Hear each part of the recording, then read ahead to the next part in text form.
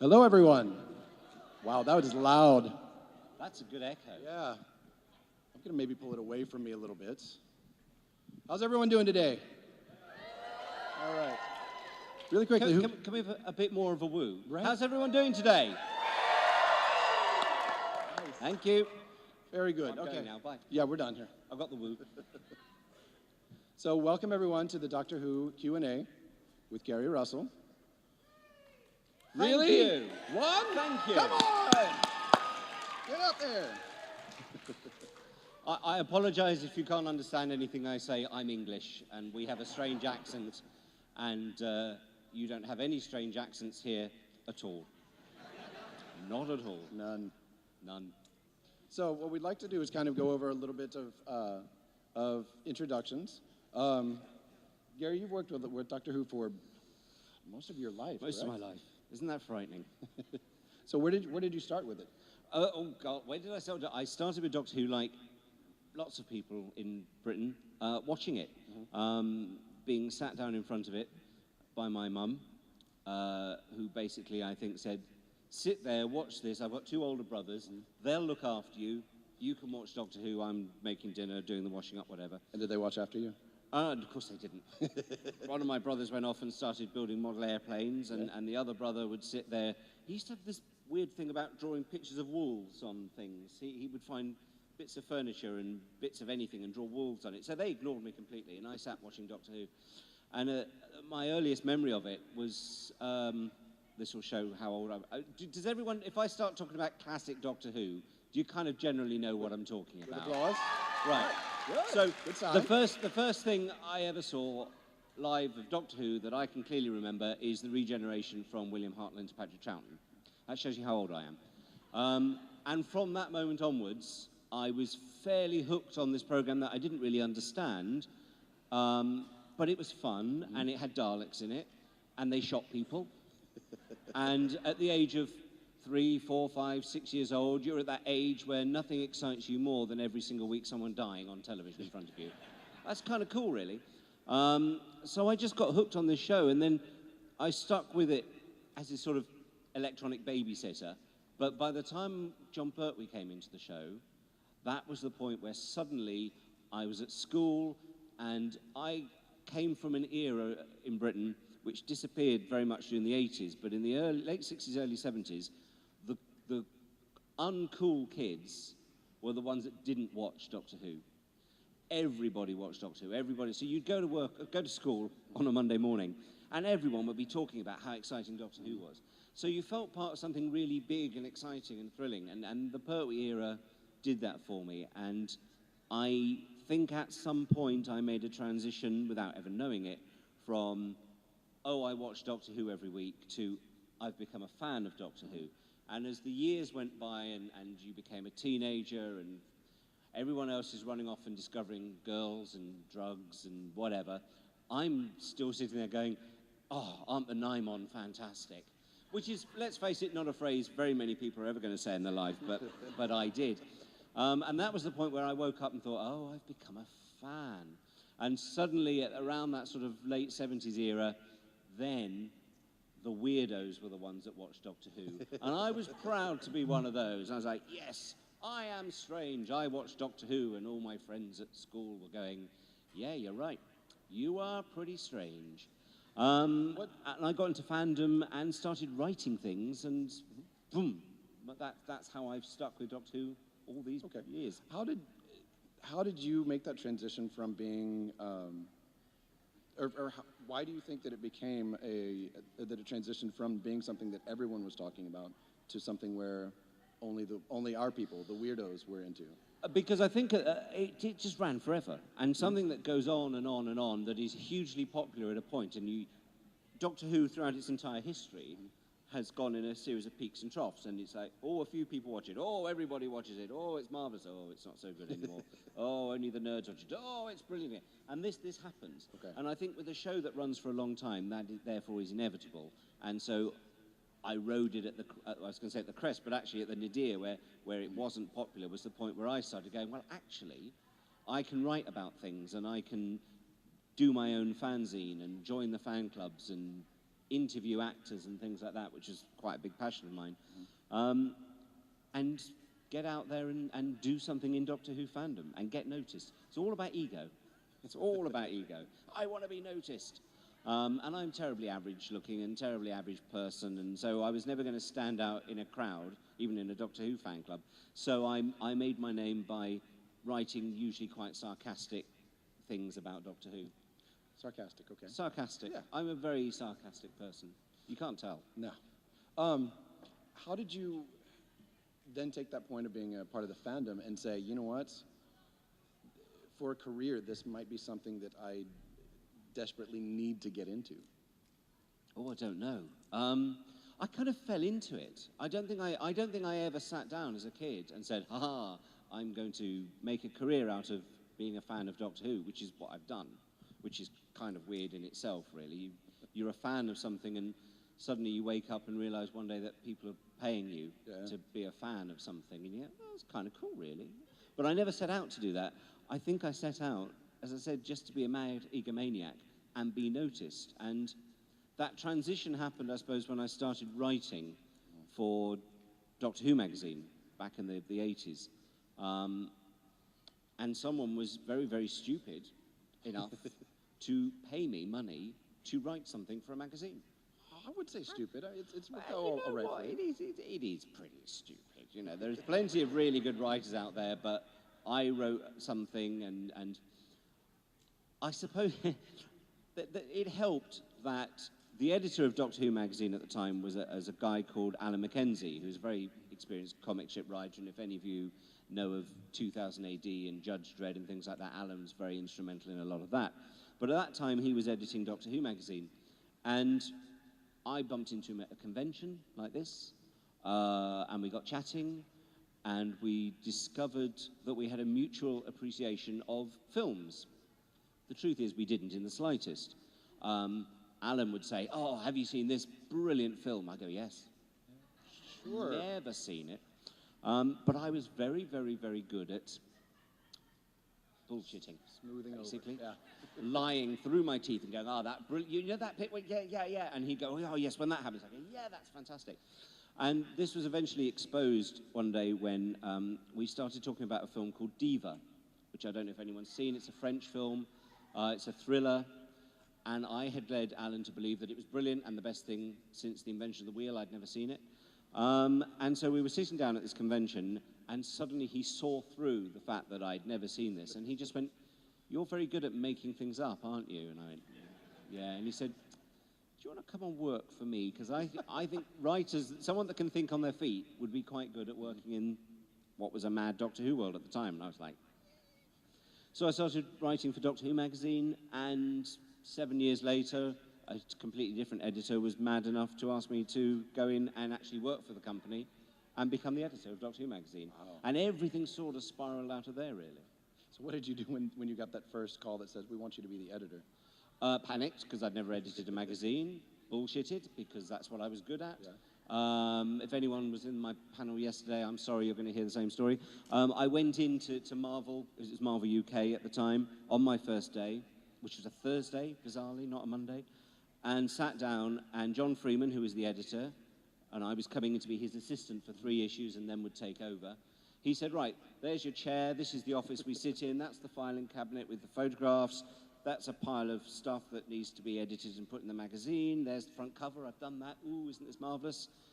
And I was going, "Right, yes, exciting, I have no idea what you're talking about, but it sounds brilliant." And he said, "I'm off to America for 2 weeks tomorrow, off you go, See you later.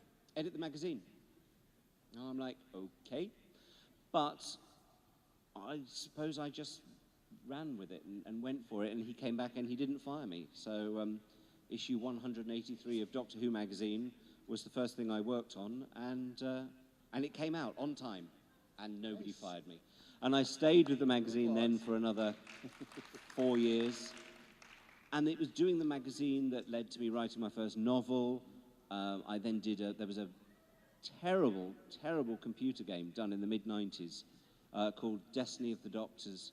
And if any of you have ever had the misfortune to encounter this computer game, has anyone? I'm so sorry. Oh, we have one? Two? We have a few. Oh, it's awful. It's a terrible thing. But I got involved in that, and then that led to me on a bizarrest telephone conversation I've ever had, was somebody, because I was writing Doctor Who novels for Virgin. They had the license to do Doctor Who novels, and I'd done 3, I think, at that point. And one day, the phone rang, and it was somebody from BBC Books. Okay. And they said, "Hi, my name's Rona, and I'm from BBC Books." And I was like, "Yes." And she said, "Oh, you know Andy Russell, don't you? Who was the guy in charge of the computer game?" And I said, "Yes." Haha, no relation, because he wasn't. And she said, "Oh, he's put you forward. You may have heard there's this new Paul McGann Doctor Who TV movie that's going to bring Doctor Who back and be full of vitality and reinvigorate the series and be made in America." And I was like, "Oh, yes, I have vaguely heard of that," thinking, well, of course. And she said, "Do you want to write the novelization?" "Yes," I said, slightly too quickly, thinking, that's something you're not going to turn down. And as a result of that, everything spiraled out of that. I went in, I did that novelization. I started coming to America to do conventions. I got more books out of it. BBC eventually took the license for the books back in-house, so I was one of the first people to then start doing their books for them. And then Big Finish came along, which was a company that I set up with a friend of mine called Jason to do... Has anyone here heard of Big Finish? A few of you, right. Yeah. Imagine Doctor Who done as radio dramas, old-style radio dramas, on CD, double CDs, 4 brand new episodes with all the original cast. So you had Peter Davison, Colin Baker, Sylvester McCoy, Paul McGann, all playing the Doctors, all their companions playing them, all brand new stuff. So we set that up, and I ran that for 8 years. We were putting out 24 different products every year, and I was in charge of all of it. It's exhausting, Gotta be mind-numbing. but enormously good fun. And as a result of that, one day, an old friend of mine called Russell T. Davis phoned me up and said, "I think I should let you know, because this might have an impact on what Big Finish does. I think I should let you know, we're bringing Doctor Who back." And I think Russell was used to everyone going, "Yay, Doctor Who's coming back." And I kind of went, "Oh, thanks, yeah. Big Finish will be out of business in about 6 weeks then," because my rationale was, if you've got a brand new series of Doctor Who on TV, the last thing the fans are then going to do is spend a load of money on audios and books and everything from old Doctor Who. Everyone's going to be excited about new Doctor Who, which I think was reasonably fair. And I was kind of right. There was a period where we did really notice a huge drop-off of sales. But we weathered it. And I thought it was very nice of Russell to make that phone call. And then about a year and a half after that, he again phoned me, or got one of his assistants to phone me and say, "I think this series needs a good making-of book." And I was like, "Okay." And he said, and I'd done a making-of the Paul McGann TV movie with Philip Siegel, the producer, which had gone down very, very well. And he said, "I love your book, Regeneration. It's a great book. Come and do one about the new series." And I thought, not turning that down. So off I went up to Cardiff and proceeded to spend 3 months interviewing absolutely every single human being I could possibly find, and a couple of people who I'm not entirely sure were human, about why the series came back. And it was brilliant, because I suddenly had access not just to the people working on the show, but like Jane Tranter, who was the head of BBC Drama, one of the most powerful people in the entire TV industry in Britain, who was responsible for going, "Green light, yes, let's do Doctor Who." And I suddenly find myself sitting in her office, having tea and biscuits and interviewing her, and she's going, "Oh, yeah, I thought it's time Doctor Who came back. Yeah, it'd be great, yeah." And I said, "You're such a powerful woman, and I'm having this conversation with you." It was brilliant. And all these people were so down to earth and so real and so normal. And you sit there going, Doctor Who is in really good hands with these people. I just really believed in it. I really feel that this is good. And the last person I had to interview was Russell, because it made sense that having interviewed everyone else, apart from then getting all his opinions and views and everything for this book, I would be in a position to go, now then, your costume designer said A, B, and C, or the guy that builds the sets, he thinks this. So I could really get the final word on everything from Russell. And I was scheduled to go up to his house in Manchester and interview him for an hour. And I think we were about 8.5 hours. Oh, wow. I'd long since run out of mini discs, and so I'm sitting there scribbling on a pen and remembering it all and everything. And we just had a brilliant afternoon. And at the end of it, he said to me, "How much longer do you think you've got at Big Finish?" And I said, "Well, you know, I've been doing it for 8 years, and no, nothing lasts forever. But I think Big Finish will carry on. Why?" And he said, "Well, I can list 5 or 6 Big Finish plays that I think are some of the very best Doctor Who ever made, better than anything that was on television." He said, "And you produced, script edited, directed, created, got it all going. You know, you commissioned the writers, you had that vision to do it. Do you want to come and work on the show?" It's fantastic. Curiously, I said yes.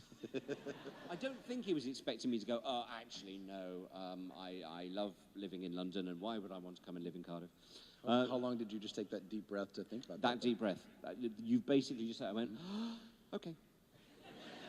And I remember and who did you call right then and there?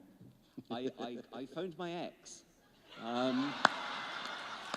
Just so you know, that was totally unscripted. I didn't know. I was just asking the question. No, I did, because we were the best friends in the world. And I was standing outside shops. I'd gone for a walk going, "God, what's going to happen?"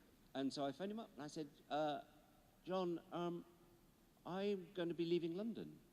And he went, "Has Russell offered you a job?" And I went, "Yeah." And he went, "Good, take it." "Oh, thanks. That's great. Have me leave London." And then I had to go back to Big Finish and phone my mate Jason up, who I'd set the company up with, and tell him that not only was I going to be leaving Big Finish, I was going to be leaving Big Finish at the end of that week, because it was that fast, and Russell wanted me to start quite soon. And I phoned Jason up and said, "I've got some great news for you." And he went, "Has Russell offered you a job?" So, yeah. how is it that everyone seemed to know about this before you? No, I think they just sussed that if I was going to turn around and say, "I've got great news," the chances were it was that I was leaving them all. And they could, I think they could probably see that I really, really, really wanted. That was a passion. Desperately wanted to work on that show. And I'd spend a lot of time. And obviously I've been coming back and forth going, "Oh, everyone's so lovely, and Russell's brilliant, and Julie's fantastic, and these people are and everyone was probably sick to death of hearing me." Yeah. So when I said I've got news, they probably went, "Yeah, he's going to stay in Cardiff, isn't he?" And best decision I ever made. Absolutely brilliant decision. And then And we suddenly thank him for that. I'm working on the show. Right? And I go up there thinking, I'm going to be working on Doctor Who. And actually, the first thing I worked on was Torchwood. Thank you. Nice. And on my very first day, I had no idea what I was doing in this big office with a load of strangers. And this guy called Brian Minchin, who was the script editor on Torchwood, walked up to me with this pile of 9 Torchwood scripts and said, "You look bored, read those, tell me what you think of them." And they were halfway through filming the first series. And I genuinely fell in love with the show, just reading these scripts, just going, "Wow, this is fantastic." So that when they came to do series 2, they said, "Well, why don't you actually come and script edit this?" So I did the second half of series 2 of Torchwood and fell in love with it. And at the same time, Sarah Jane was kicking off, and I didn't do the first series of Sarah Jane, but when the second series of Sarah Jane was going into production, Russell said to me, "Really enjoyed you working on Torchwood for the adults with visceral gore and sex and violence. Now come and work on the kids show." And you can't have any of that. No, yeah. None of that at all. But of course, I'd known Liz Sladen for very, very many years, and I think she was very keen to have somebody, because she was quite nervous, I think, about doing the whole thing. And I'd gone to the read-through of the pilot, and she'd been like holding on to me, going, "Oh, familiar face." So I think she was very, very keen that she had somebody on that team that she knew and that she could speak Doctor Who to and say, "Sarah Jane wouldn't do this, would she?" And I'd go, "No, you're quite right, because Let's fix that. in The Hand of Fear, she said blah, blah, blah." And Liz was brilliant and the most amazing woman in the world. And she knew that character inside out, and she would fight tooth and nail. She didn't have to fight very often, but when she did, she would fight tooth and nail for the integrity of how she saw that character. And she wasn't going, this is what Sarah Jane would have done in 1975. She'd go, this is what Sarah Jane would do now, with all that experience and all that gap, and having met the Doctor, and everything was in Liz's head. So we made quite a nice little team. Nice. That was great. Two good shows, and then finally I got to work on Doctor Who at the very end of Tennant's run. And you've kept writing as well, haven't you? I kept all books have been going. I mean, I've worked out last night. I've written 28 Doctor Who books in my life, either fiction or non-fiction, which is quite a lot, and quite exhausting. They're no good, mind you. They're all rubbish books, obviously, but this thing has taken over my life, and I couldn't be happier. What a great thing to be able to do, to say to someone, yeah, I watched a TV show my mum made me watch when I was 3 years old, and here am I, just fractionally older than Doctor Who. I will be having my 50th anniversary just before Doctor Who does, and going, I'm still involved with it. I'm still professionally made a career out of a TV show. It's fantastic. And I think it's everyone's dream. I'm jealous. I think it's everyone's dream. I think anyone who's a fan of something thinks, I want to be involved in that. And I think people like me, and there's plenty of others, you know, there's writers like Paul Cornell and people like that who've written for the show. We've gone out and proven that you can do it. There's no thing where you go, oh, you're just a fan, you can't ever actually achieve the goals. As long as you're willing to put the hard work in, yeah, you can. Nice. Well, I think a lot of us too. I mean, depending on how much passion you put into something, that's exactly what you're going to get back out of it. I think passion is a key word, and you have to be passionate. I don't think Doctor Who is the kind of thing you can be a bit interested in. You either love it and you feel it and you get it, and it's in your blood and corrupts you and destroys your life. Or creates a brand new one for you. Yeah, a whole new life. All right. I think that was the most longest rambling answer to one question you've probably ever heard. I jumped in with a few other questions here and there. Good. I wasn't listening. I was just rambling. You know, ego. It happens. It's all it about happens. me. So I believe we're going to open it up now to some Q&A. So I'm going to pass this microphone off. And Molly's going to come running around, and we're going to make Molly work. So ideally, if there's anyone at the back who wants to put their hand up so that Molly has to run all the way up there, that would be really good. There's one right over there. Come on, run.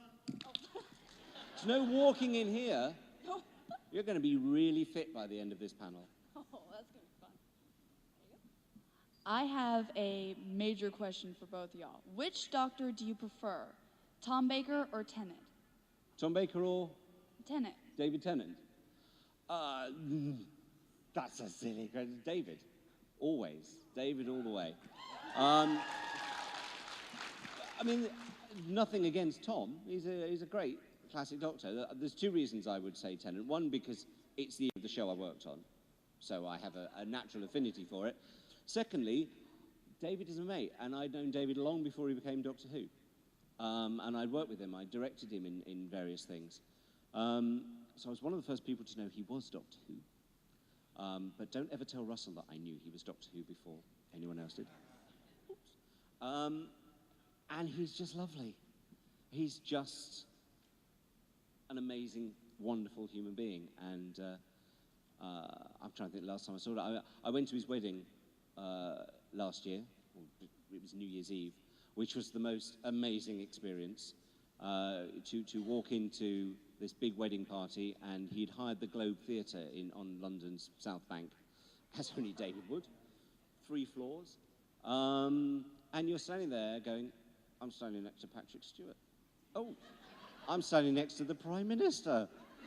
And actually, I should say that I didn't think I'm standing next to the Prime Minister. I bumped into somebody and knocked a drink out of somebody. He didn't drop it, but he spilt it. And I went, oh, I'm really sorry. And then walked away and thought, that was Gordon Brown. And my mate Scott that was with me went, keep walking, just keep walking.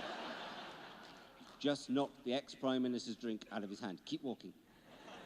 And I suddenly realized, I thought, God, That's the first time I'd ever seen a politician up close.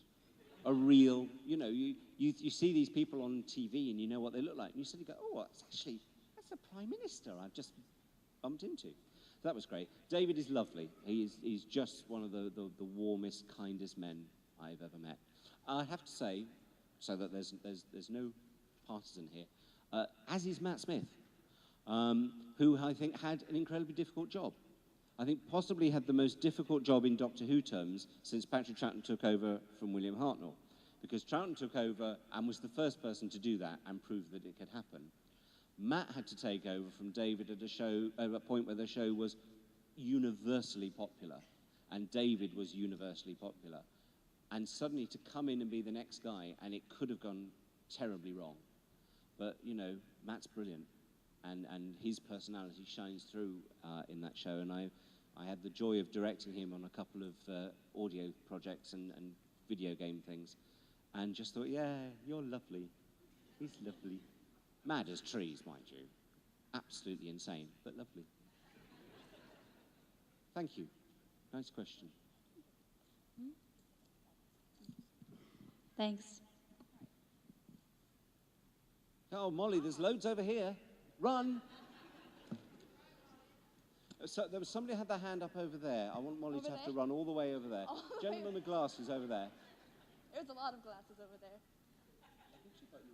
I know she did, but she's wrong. This is because you know how in movies, the evil people are always played by Brits? Now you know why.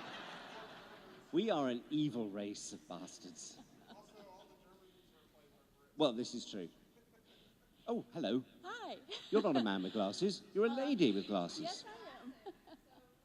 The man with glasses is behind you for next time. Oh, okay. Hello. I was wondering if you had any episode that you really had a hard time finishing the ending, and, you know, one of those ones when it was like, what do I do? Not a hard time editing. I would say there are certain things you do, certain scripts will come in and they're relatively easy to get through and work on, and by the third or fourth draft, it's pretty much there. There are others that take a bit longer and a few more drafts. I think probably, and I'm not being negative about the writing at all, but I think on Sarah Jane Adventures, they were the ones that took the longest to do and the most amount of drafts, because you had to always remember that as well as a great story and a great denouement and all of this, you then had to go, oh, and it's going to be watched by 5 and 6 year olds. And you'd be saying to writers, just tone it down a bit. I know you got very excited, and I know you think this monster is going to wipe out all these people in the middle of Ealing. No, they're not, because you can't show death and destruction to 6 year olds. So things like that it would take a while for writers sometimes to get a complete handle on Sarah Jane. I think writers got a handle on Torchwood and obviously Doctor Who very, very quickly. Sarah Jane Adventures was a series that, when we ended up with the writing team we had, we hung on to them for grim death, because we got them to that stage where it became second nature. But at the beginning, it was a little bit more of a struggle, just to have all the... And as a script editor, part of my job was to deal with, I'm trying to find an easy way to say it. There are departments in the BBC whose job it is to sit there and say, no, you can't do that on television. And I would be dealing with them all the time and running scripts past them and saying, can we do this? And they go, no. Well, if we tweaked it and we did that, can we get away with that? No. If we do that, oh, you could just about get away with that. Well, if I can get away with just about that, what if I did that? Yes, all right. They don't realize we've just gone back to how we actually first started. But, you know, a lot of my job was dealt with dealing with people like that, just to get things. The other thing you had to do an awful lot of as a script editor, every time you see a TV show, imagine a truck drives past in the background and it's got the name of a firm or a name of a business or something on it. Well, that doesn't come from nowhere. So you have to research for the design, for the art department, you have to research all these names and invent them and come up with stuff. And I would sit down and have I had in my office a little foolscap notepad with different names of companies, different names of people, the hardest ones in the world to deal with, is you had to clear the names of every character, which generally is quite fine when you're dealing with Earth-based stories, because, you know, John Smith and Peter Franks and things like that, fairly common names, you can't really go wrong with those, until it comes to policemen. And policemen are notoriously hard to clear the names of. And that is why often in TV shows, I don't know if it's the same over here, but in Britain, when you're just dealing with a policeman who comes into one episode of Doctor Who or Torchwood, they're usually just Sergeant something or Inspector something. They tend not to have a Christian and surname, because then you can clear that. You can have, his name is Inspector Matthews. And there probably are a dozen Inspector Matthews across the British police force, so you can't be accused of actually humiliating them in public. If you said his name is Inspector John Matthews, the real Inspector John Matthews will go, excuse me, I am not an alien from the planet such and such, and I'm going to sue you. And so you have to be very, very good. And that is quite a lengthy part of the job, is sitting down and making sure all these character names that you think writers come up with, just like that, which they do, they don't then have to sit down and clear them and make sure we can actually use those names. A very funny example of this is there's an episode just before we did End of Time, David Tennant's last story, which, now this is great, I'm the script editor and I've already forgotten what it is. The name of the villain, the guy with his daughter who captured the master, and I can't think what the character's name is, but that is seeded through various previous episodes because he runs a business. And when there's an episode called Planet of the Dead with a bus, and on the side of the bus, in a way of us being clever and going, oh, haha, we'll put this in earlier, we put the name of the company. Now, when Lindsay, who was a script editor of that episode, researched the name of that company, and it was a telecommunications company, it didn't exist, so it was fine, we did it. Between Planet of the Dead going out, between Planet of the Dead being made and Planet of the Dead being transmitted, a real telecommunications company had come along and set themselves up in that name. So when this episode went out with this bus with their big advert, one of the other telecommunications companies complained that the BBC had given free advertising to this company. And we were like going, it didn't exist 6 months ago when we did that. We cleared it. Here's the paper trail, proves it's all been cleared.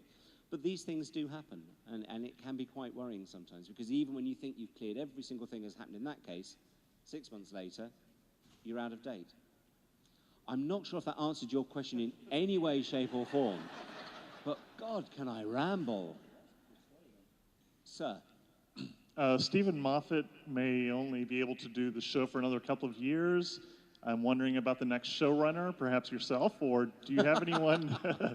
Do you have anyone you'd like to see succeed Stephen Moffat, or who even could possibly do that? I have a professional answer to that and a personal answer to that. Which would you like? The professional answer is I would love to see possibly Toby Whithouse, the guy that created Being Human and has written quite a few really good episodes of Doctor Who. I think Toby would do Doctor Who very well. I would like to see Chris Chibnall do it. I think Chris has got a really good vision of what would make good Doctor Who. I don't know if you've had Broadchurch over here. You have? What an amazing show. And that is, I think, Chris Chibnall's crowning achievement so far. So I think Chris would be good.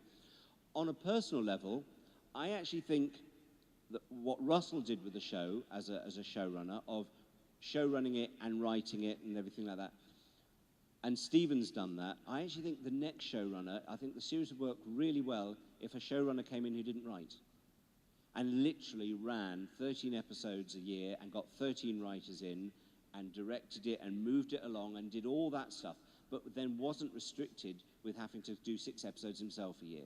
Because I think in both Russell and Stephen, that's an incredibly exhausting thing, and you've got 2 guys there that can do it. There aren't that many people in the world that can do that. And I think if I was the BBC looking for another showrunner, I would be tempted to look for someone who's got the amazing imagination to be able to give 13 ideas to other writers and let them go off and write it, rather than having to try and sit down and write 6 of them yourself. I just think that would be worth trying to see whether it would happen. But I don't suppose it will. But that's what I'd like to see. But no, I wouldn't want to do that. Yes, I would. No, not at all. Right, well, there's 3 hands near you there, Molly, but there's quite a few over there. But I think for now, go to that person there. And then while he's talking, you can run all the way over there. Oh, when he's finished talking. Sorry, carry on. Out of the Doctors 9 through 11, who was your favorite companion? Oh, well, I love Donna. And I love Catherine Tate. But deep down, I love Martha. And I love Freema even more. So I think of all the sort of the post-2005 companions, I think they're all lovely. And I've actually worked with all of them apart from Billy. But Martha is my favorite character. I think she works so well with David's Doctor. And Freema is just adorable. And she's lovely. But yeah, Catherine's fantastic. And Donna was just Russell's crowning achievement as a creating character. And the whole family, Wilf and everyone, and Sylvia, that whole noble family is brilliant. I love Amy and Rory. I've worked with both of them. I think they're both brilliant. Of course, Arthur's over here now. He's in New York for quite a long time doing a play, assuming the play's successful and doesn't come off, which I don't think it's going to. So you've inherited Arthur Darvill. We want him back. And I've not met Jenna, but I think she is fantastic. I think watching her on screen, she's just electric, and she and Matt team is just wonderful. So I love them all, but personally, yeah, Martha. Come on, Molly, choose one. You were supposed to have one ready. Come on. Oh, she's going slow now. Look at this. Work to rule, this is. Actually, that one. He's been waving his hand a lot. I should have gone around. Faster, faster, faster. Oh, thank you. You're so sweet. Oh, chivalry hasn't died. Okay, my question to you is, out of all of the stories you've told, what was your favorite? Of the things I've done? Yes. Oh, wow. None of them. Mine are all rubbish. I wrote a Doctor Who novel a few years back called Beautiful Chaos, which was all about Donna and her family, and dealt with Alzheimer's, which isn't something that's ever touched me, but I've known friends that have, and I got very involved in that, and I think that's my best book that I've ever written. It's all characters, no story at all, but it's just really good character stuff, and I think I love it more than anything else because I got a text from Russell after he'd read it saying I'd made him cry, and I thought, oh, I've made Russell cry, yes. And I was very flattered because this year BBC Books reprinted 11 novels. Out of all the books they've ever done for all 11 Doctors, they chose just 11 novels, one to represent each Doctor, and they chose Beautiful Chaos to reprint and represent David Tennant's era, and that was hugely flattering. So yeah, that's my favourite thing that I've ever written. In terms of what I worked on telly, I love Waters of Mars. I think that's a superb episode of Doctor Who. I think Phil and Russell wrote a brilliant script. I was very proud to script edit that. And I'm pretty proud of everything we did on Sarah Jane Adventures. I wish you could all have seen Sarah Jane Adventures on TV over here. Has anyone seen it at all? Have you seen DVDs and things? Well, the rest of you have got to find it. It's a brilliant show. It really is. Elizabeth Sladen at her best. Is it on BBC America now? Right, because they showed the first year and then they stopped, didn't they? Stupid BBC America. Stupid. I have a feeling. Has anyone heard of a network called The Hub?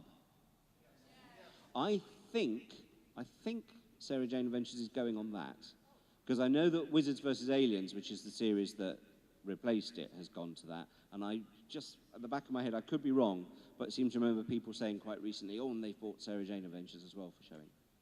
Watch it. It's brilliant. Very like classic Doctor Who. Where are you, Molly? Okay, Oh, so hello. changing avenues a little bit, I'm currently working on a scholarly project for publication on Doctor Who and New Who in specific, and I'm wondering what you think about the idea of describing the Doctor's character as a labyrinth, in that you have to chase the avenues of who he is to find the truth of his character at the center. I think it's a very good analogy.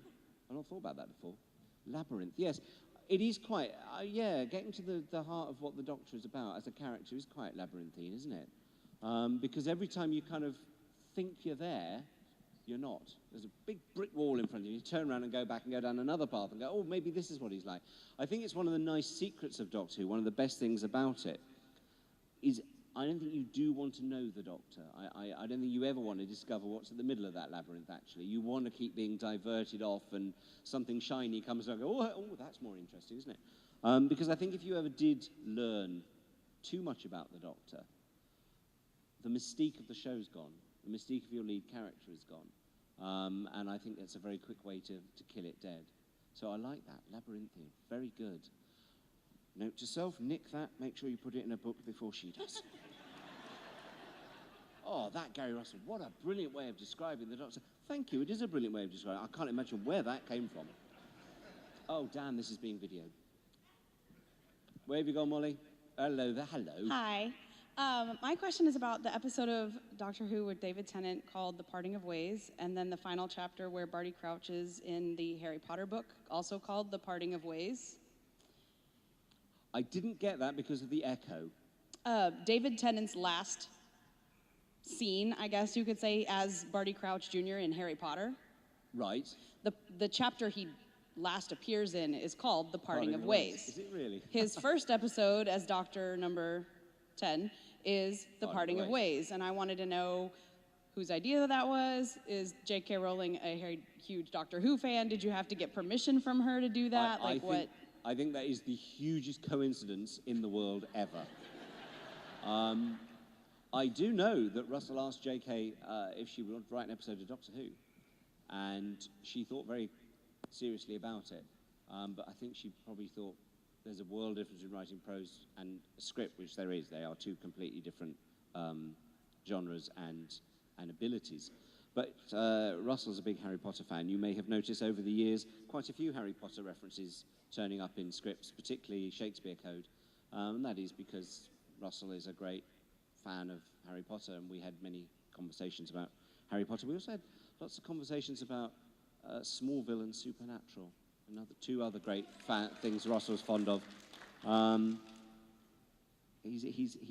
Buffy. He's a huge Buffy fan. And I think all of these things, including Harry Potter, all of these things all go into Russell's head when he was bringing the show back in 2005. And there's little elements of all of these things in modern Doctor Who. Oh, we're over that side now. Hello. Oh, I was wondering if, like, when you redid the New Who, and did it cause anxiety when you were thinking about, like, trying to make the old villains, like the Daleks and the Cybermen, if you were trying to make them more current to nowadays? Was that difficult for you to... I know one of the things that Russell really wanted to do with Daleks was to make them terrifying again. I think there'd been a bit of... They'd never become a joke, but people kept finding interesting ways of blowing up Daleks. It was a little bit too easy. And it's the same with Cybermen. Oh, wave gold at them. And, you know, by the time you get to 1988 and a story called Silver Nemesis, and all it takes to destroy a Cyberman is to throw a gold coin at it, you suddenly go, yeah, this is a bit stupid, isn't it? Russell was very keen that those two particular monsters became terrifying again. There was an interesting edict we set up whenever we were talking about Sarah Jane adventures, and he'd say, Sarah Jane will never come up against the Daleks and the Cybermen, because if Daleks and Cybermen can be defeated by a 50-year-old woman and two teenagers working out of an attic in Ealing, they're not very terrifying. And that's a really good philosophy to have. So I think it was just a case of making sure that they were terrifying again, and a whole new generation of kids watching the show would suddenly find that, frankly, when you look at a Dalek, it's a beautiful piece of design. It's a masterpiece of design. It's also very silly and very impractical. But it's so easy for kids to imitate, both the voice and the action and the shape of it. So to make that scary, to make kids frightened of that again, was absolutely, I think, paramount in his head at the beginning. I think he succeeded very well. I think that Rob Shearman's Dalek episode absolutely established the Daleks as a force to be, or a single thing. You know, it can wipe out all those people. And I think the absolute epitome of Russell's success of Daleks It's just a tiny little moment in, I was going to say Bad Wolf, but it's in Parting the Ways, where the Daleks are in space, and there's this character who you've really come to like, and you think, oh, maybe she'll go off with the Doctor, played by Joy Jonah, and the Dalek is outside the space station, and it floats up, and its lights flash, and you know it's just said exterminate, and you haven't had to hear that at all. I think that is one of the most chilling and clever uses of a Dalek, because kids, in just the space of 2 episodes, have gone, oh my God, I know what that Dalek just said. Brilliant, brilliant, clever moment, a clever way of doing something new with Daleks. I just was thinking, since the McGann movie, every single female companion, except for Donna, has had some sort of romantic or sexual dynamic with the Doctor, at least at some point. And I was wondering if you were aware of or had experienced whether the decision to repeat that has at any point been an area of contention amongst the writers, or something that was carefully considered, or whatever. I wouldn't want to speak on behalf of the whole Amy era, because I wasn't working on the show at that point. But certainly with the Russell's three companions, you had Rose, who was absolutely in love with the Doctor, and I don't know if the Doctor was in love with her, but their friendship, their bond was pretty unbreakable, and you know, that final scene of Doomsday is just heart-wrenching. Then you bring in Martha, who is completely in love with the Doctor, and the Doctor doesn't even notice her. And then he wanted to do with Donna, turn that completely on its head, and almost the Doctor's kind of going, Donna, I'm fantastic. Aren't I brilliant? And she's like, whatever. You know, I don't care about that. I'm more interested in everything we're exploring, and this is exciting and thrilling. So I think he wanted those 3 different variations of it without ever actually letting the Doctor go whatever step he would want to go with. I think with Amy, I don't think there was a particularly sexual thing with the Doctor. I think with Amy there was the fear that people must have on the night before their wedding, where they do just go, oh my God, I am never going to sleep with anyone else ever again. This person's going to be with me for the rest of my life. This is the sole thing in my life. And I think Amy just had that. And her last night before she married Arthur's character, thank you, Rory. That last night that Amy had before she married Rory actually went on for quite a long time. You know, she went to quite a few different planets and different places and things like that. So that last night for her was a big night. And I think that's kind of why she threw herself at the Doctor and made him go, oh, I better go and get Rory. I don't think she genuinely wanted to sleep with the Doctor that night. I think all that panic, all that emotion, everything they'd just gone through just came out in that one moment. I'm sure in the grand history of the world, she's not the only person ever to have done that. And then once Rory is there, she's pretty much into Rory all the way. There's no sort of looking back at the Doctor and going, oh, well, which one shall I go with? Rory, on the other hand, I think spent his entire time going, she's going to dump me. She's going to dump me. She's going to go off with him. Because even Rory could see that the Doctor had a certain appeal. And frankly, when you're dealing with Matt Smith, who wouldn't? But I don't think there was anything deeply. In my reading of it, there was never anything deeply sexual with Amy. I think they were just very, very good friends, and she just had that moment of panic, which was more about Rory than it was about the Doctor. Frankly, if the Doctor hadn't been there and the man next door had, she'd probably have thrown herself at him as well. I think that's the way it went. We wait to see what happens with Clara. I think there's that lovely moment in... Have you all seen the up-to-date series? Have you seen the Neil Gaiman Cyberman episode? That brilliant moment where the cyber planner tries to trick Clara by going, oh, yes, the Doctor really fancies you. And she's like, no, of course you're the fake, because he doesn't think that, and B, even if he did, he wouldn't say it. And I think that's a very nice Clara moment there, that she's clearly got no feelings for the Doctor romantically at all. She just wants a really good mate to hang out with. I think that's the best way to have the Doctor and companion. A little bit of a frisson maybe, but they're basically they're really, really just two good mates hanging around having a good time. I think the only time it goes wrong with a companion is when you have a companion that doesn't want to be on board the TARDIS and sits there going, I'm bored, when are we going home? Can't we find somewhere more interesting? Because as a viewer, I'm shouting at them, well, get off the bloody TARDIS then. I want your job. I'll go off with you. So I think there's nothing worse than someone on board the TARDIS who doesn't want to be there and whinges the whole time. Why would you whinge?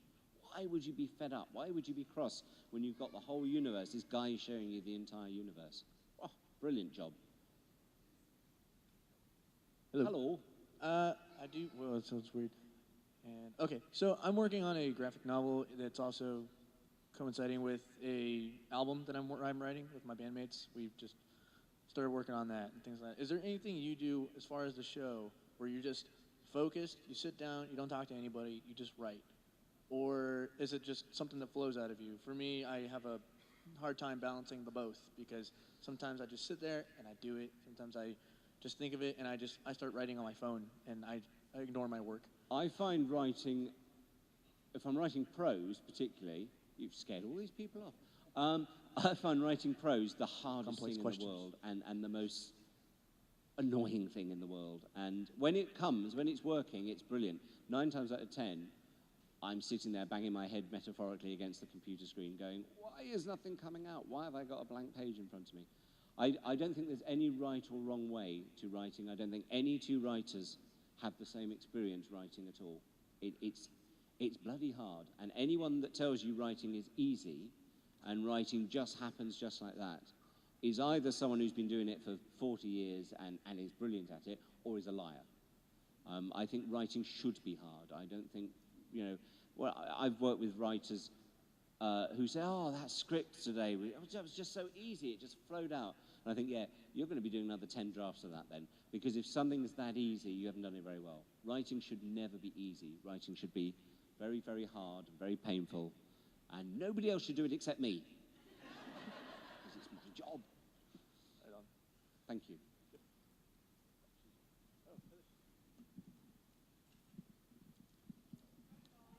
Come on, Molly.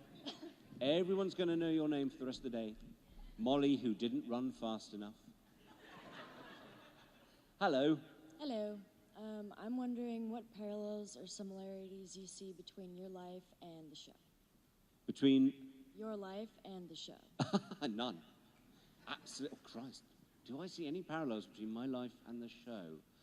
Other than the fact we're both 50 years old, and who would have thought it? No, I don't think so. That's never occurred to me. No, because I don't get into a police box and float off in time and space. To my knowledge, I've never been replicated, duplicated, or replaced by an android double. But there have been people that have said to me afterwards, what were you talking about on Saturday night? And I've gone, I have no idea what you're talking about. I don't remember that at all. Maybe that was the robot double from Parallel World. Other than, I suppose if I wanted to be pious about it, I'd say philosophically, I think growing up with Doctor Who and loving it, a lot of my own personal philosophies are probably taken from the show generically, not necessarily a specific doctor, but taken from the show.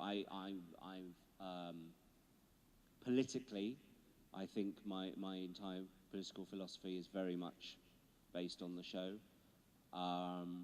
Morally, I do have some morals.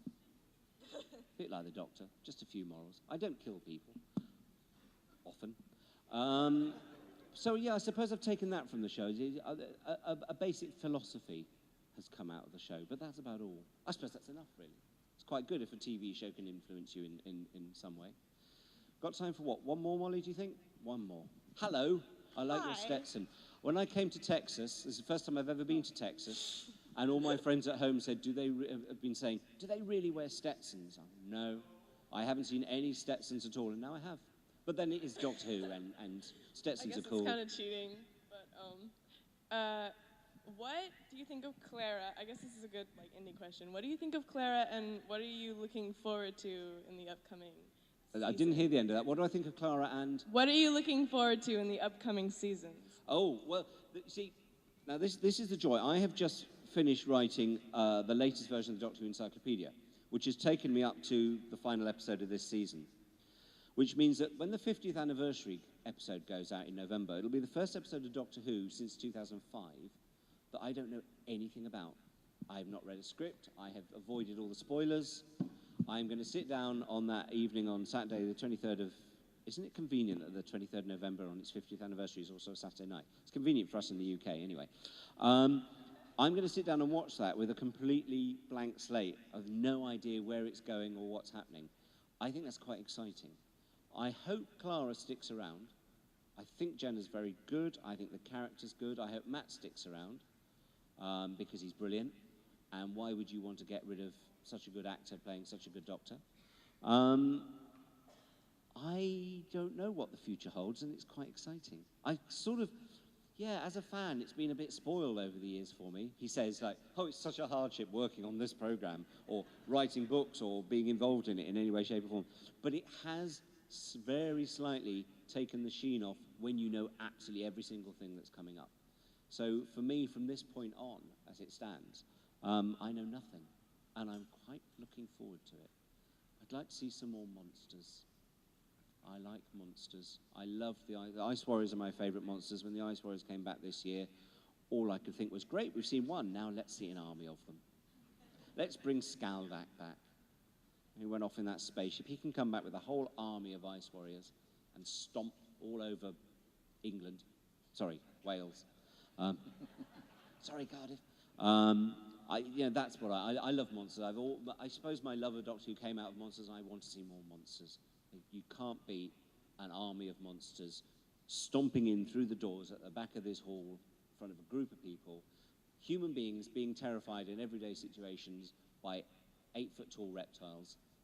There's nothing better than that, provided I'm not in the room when it happens. So that's what I'd like to see happen in the show. But I want to see a lot more of Clara, and I want to see a lot more of Matt.